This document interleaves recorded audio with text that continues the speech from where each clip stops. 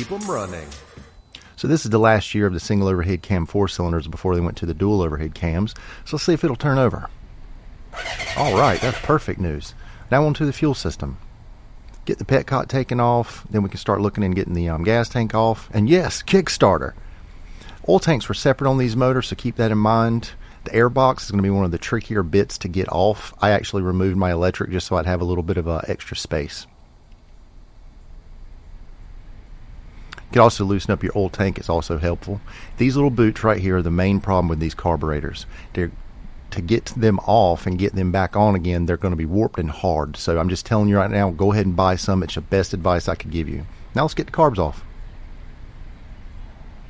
So this is what the inside of this 1978 CB750K's carburetors look like. Pretty funky. It's been sitting for about 2 or 3 years.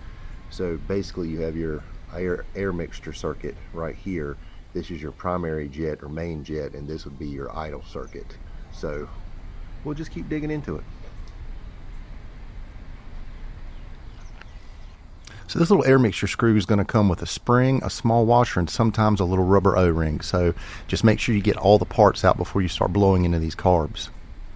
Oh man, so this is the accelerator pump, and it's a little on the greasy side, but we figured these bowls were going to be nasty because it's been sitting around for several years.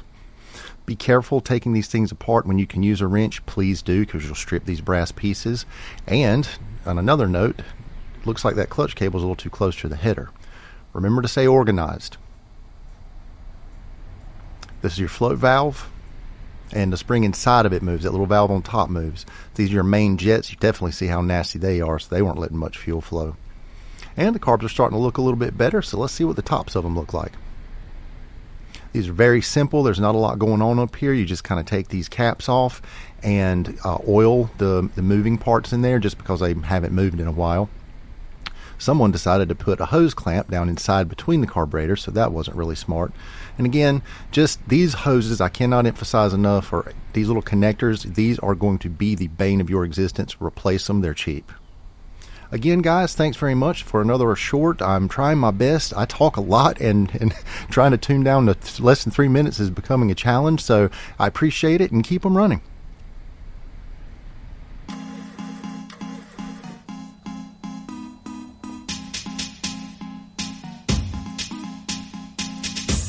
Keep them running.